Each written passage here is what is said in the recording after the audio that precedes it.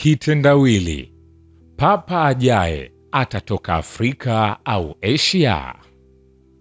Kifo cha kiongozi wa kanisa Katoliki Papa Francis kimeilazimisha Vatican kuitisha kongamano la kihistoria la kumchagua mrithi wake, lakini swali linaloulizwa ni kwamba je, Papa ajaye atatoka Afrika au Asia? Ni baada ya Vatican kutangaza kwamba Papa Francis, ambaye jina lake halisi ni Jorge Mario Bergoglio, kufariki dunia baada ya kulazwa hospitalini kwa ugonjwa wa kupumua wa pneumonia ya pande zote mbili. Alichukua wadhifa huo wa kuwa papa wa kanisa Katoliki mwaka 2013, akiwa papa wa kwanza asiye mzungu wa Ulaya tangu karne ya 8.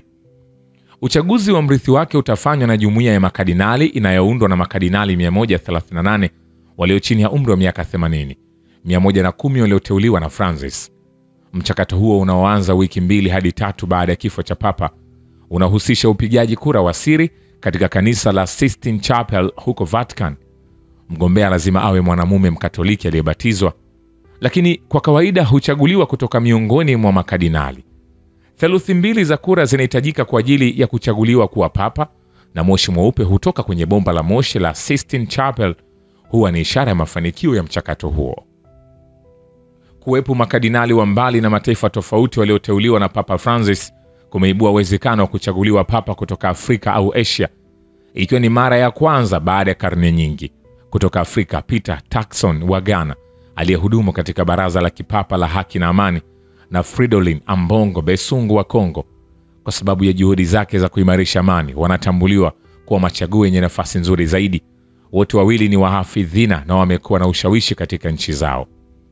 Na kutoka Asia, Luis Antonio Tagle wa Filipino, kutokana na kufanana kwake na Papa Francis katika msisitizo wake juu ya haki za kijamii, ana nafasi kubwa ya kuwa papa wa kwanza Muasia.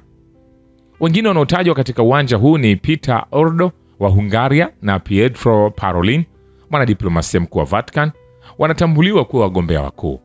Je, swali linabaki, papa ajaye atatoka Afrika au Asia? Hayo yakiendelea, kiongozi mkuu wa kidini wa Kiislamu wa madhehebu ya Shia nchini Iraq, Ayatollah Said al-Sistani, amesema Papa Francis alikuwa na hadhi ya juu kiroho mbele ya mataifa mengi kutokana na mchango wake wa kipekee katika kuhimiza amani na kuvumiliana pamoja na kuonyesha mshikamano na watu wanaodhulumiwa duniani. Ofisi ya Ayatollah Sistani Marja Taqlid wa Waislamu wa Kishia nchini Iraq imetoa taarifa ya salamu za rambirambi kwa kufariki dunia Papa Francis, kiongozi wa Katoliki duniani, na kueleza kwamba Papa Francis alikuwa na hadhi ya juu kiroho mbele ya mataifa mengi na aliheshimiwa na watu wote kwa kuhimiza amani na kuvumiliana na kuonyesha mshikamano kwa watu wanaodhulumiwa na wanaokandamizwa duniani kote. Papa Francis aliyefariki akiwa na umri wa miaka 88 alifariki siku ya Jumatatu baada ya kupatwa na kiharusi na mshtuko wa moyo, na atazikwa siku ya Jumamosi kulingana na Vatican.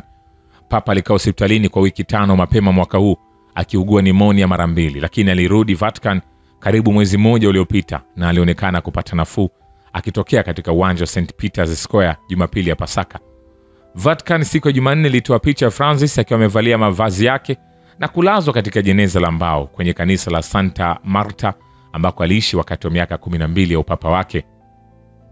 Kwa mujibu wa shirika la habari la Reuters, mwili wake utapelekwa katika kanisa kuu la Mtakatifu Petro siku ya Jumatano asubuhi katika msafara utakaoongozwa na makardinali kuruhusu waumini kutoa heshima za mwisho kwa papa.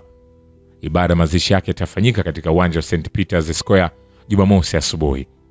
Rais wa Marekani Donald Trump, ambaye alizozana mara kwa mara na papa kuhusu uhamiaji, alisema yeye na mkewe watasafiri kwa ndege hadi Roma kwa ajili ya ibada hiyo. Miongoni mwa wakuu wengine wa nchi wanaotarajiwa kuhudhuria ni Javier Milei, rais wa Argentina asilia ya Francis, rais wa Brazil Luis Inacio Lula da Silva, na rais wa Ukraine Volodymyr Zelensky, kulingana na chanzo katika ofisi yake.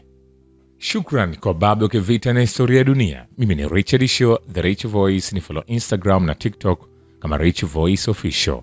Asante.